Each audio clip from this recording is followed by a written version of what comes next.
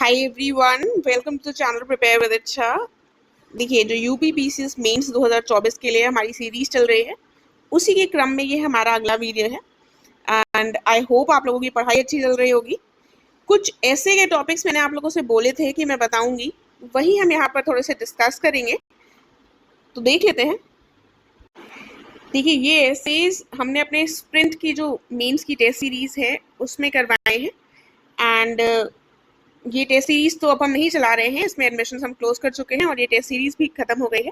अगर आप इंटरेस्टेड हो और हमसे जुड़ना चाहते हैं तो स्प्रिंट 2.0 बैच हमने लॉन्च किया है, स्प्रिंट 246, जिसमें हम क्वेश्चन आंसर्स करवा रहे हैं, एवेल्युएशन उन कॉपीज का कर देंगे and most important thematic current affairs along with PYQ की थीम्स। ठीक है, तो वो अभी हमारा प्रोग्राम शुरू हुआ है, जिसमें हमने 7-8 दिन कंप्लीट कर लिए हैं। अगर आप जुड़ना चाहते हैं तो आपके प्रीवियस आंसर्स चेक हो जाएंगे, बाकी आंसर्स आपको टाइम बाउंड मैनर में हमें कर देने होंगे। राइट, तो फिलहाल ये देख लेते हैं। ये ऐसे के जो टॉपिक्स हैं, देखिए बहुत ही ज़्यादा प्रीवियस के क्वेश्चंस को एनालाइज कर ये टॉपिक्स निकाले गए हैं। ऐसा नहीं है कुछ भी दे दिया गया। अगर आप खुद एनालिसिस कर लेंगे या खुद आप प्रीवियस ईयर के क्वेश्चंस देखेंगे तो आप रियलाइज करेंगे कि हाँ, इन वाले टॉपिक्स के आने की संभावना बहुत ज़्यादा है। ऐसा नहीं है कि हमने कुछ जादू कर दिया है, बस हमने बहुत मेहनत करी है उस एनालिसिस में। राइट, तो देखिए सेक्शन ए जैसे आपको पता है, तो सेक्शन ए के लिए हमारे टॉपिक्स इंपॉर्टेंट क्या हो जाते हैं? Moral value of excellent literature. देखिए, जो लिटरेचर वाला पार्ट है उससे एक टॉपिक आने की संभावना रहती है। ठीक है, तो उसमें एक ये हमारे लिए इंपॉर्टेंट टॉपिक हो सकता है, secular politics in new India. ठीक है, यानी कि नए भारत में धर्मनिरपेक्ष राजनीति। तो ये भी एक इम्पॉर्टेंट टॉपिक हो सकता है, क्योंकि नए भारत की बात होती रहती है, हर चीज में नए भारत की बात होती है और उसमें निरपेक्ष राजनीति की, धर्मनिरपेक्ष राजनीति की भी बात से संबंधित क्वेश्चन पूछा जा सकता है, क्योंकि ऐसा पूछा भी गया है।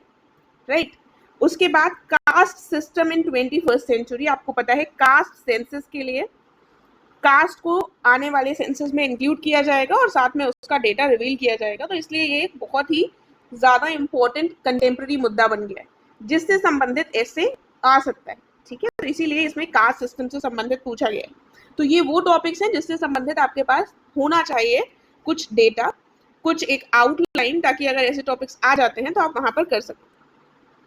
सेक्शन बी के लिए एक टॉपिक है सस्टेनेबल एग्रीकल्चर, भारत में सतत कृषि। ठीक है, the way forward for farmers and food security. अगर आप पहले के क्वेश्चन पेपर्स देखेंगे तो इसी तरीके से वो पूछते हैं, way forward, food security, challenges, opportunities. ठीक है, तो हमें उसको भी ध्यान रखना होता है, सिर्फ ऐसा नहीं सस्टेनेबल एग्रीकल्चर पर ही हम पूरे ऐसे लिखकर चले आए। अगर आगे लिखा हुआ है तो ये हमारा मेन कोर है, इसके अराउंड हमारा ऐसे होना चाहिए। उसके बाद भारत में प्रदूषण और साथ में विकास का पैराडॉक्स, यानी कि डेवलपमेंट पैराडॉक्स, ये भी एक इम्पोर्टेंट टॉपिक हो जाता है। देन अगला जो सेक्शन बी का हमारा इम्पोर्टेंट टॉपिक है वो है federalism and regionalism. Democratic Bharat में फेडरलिज्म और रीजनलिज्म से संबंधित, साथ में और a threat to its integrity. तो फेडरलिज्म और रीजनलिज्म जो है ये भारत की नींव है या फिर भारत का के लिए थ्रेट है, तो इससे संबंधित एक हमारा ये टॉपिक है। इस वाले टॉपिक में एक वर्ड मिसिंग है इंग्लिश में, हिंदी में देख लीजिए, यहाँ पर फाउंडेशन भी होना चाहिए। तो संघवाद और क्षेत्रवाद, लोकतांत्रिक जो भारत है इसकी नींव है या फिर उसके लिए एकता का खतरा उत्पन्न करता है, ये भी एक इम्पोर्टेंट टॉपिक हो जाता है हमारे लिए।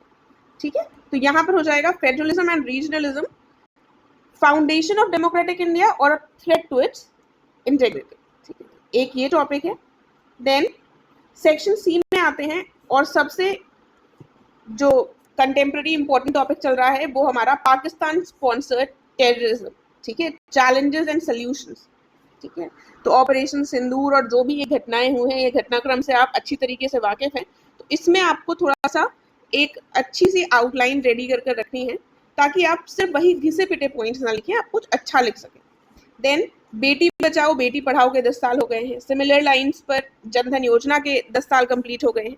ठीक है, तो ऐसे क्वेश्चंस बन सकते हैं जिन भी मेजर योजनाओं के 10 साल कंप्लीट हुए हैं उनसे। ठीक है, देन अब इंडिया की foreign policy, strategic autonomy and global partnerships, रणनीतिक स्वायत्तता और वैश्विक साझेदारियां, ये भी एक इम्पॉर्टेंट हो जाता है, क्योंकि यहाँ पर भारत की जो कंडीशन है, टेररिज्म के बाद ऑपरेशन सिंदूर जो लॉन्च किया गया, उसके बाद जो डिप्लोमेसी भारत के द्वारा दिखाई गई, जो डिप्लोमेटिक रूट्स लिए गए, उन सब के बारे में आपको थोड़ी सी जानकारी होनी चाहिए, और उसको ध्यान में रखते हुए इंडिया की फॉरेन पॉलिसी एक इम्पोर्टेंट टॉपिक हो जाता है, राइट। तो ये टॉपिक्स हमने काफ़ी रिसर्च करके निकाले हैं। आई होप आपको ये टॉपिक्स समझ में आए होंगे कि कितने रेलेवेंट हैं, और इनसे संबंधित कुछ इंपॉर्टेंट डेटा आउटलाइन आप रेडी कर रखेंगे। और मेरी कोशिश रहेगी कि कुछ और अगर ऐसे के टॉपिक्स हो सके तो मैं आपको वो भी प्रोवाइड कर सकूं। बाकी अच्छे से पढ़ाई करती रहिए। अगर आपका कोई भी डाउट या क्वेश्चन है तो आप यहाँ पर कमेंट कर सकते हैं, वरना टेलीग्राम के माध्यम से मुझसे जुड़कर वहाँ पर भी क्वेश्चन पूछ सकते हैं। And all the very best, keep studying.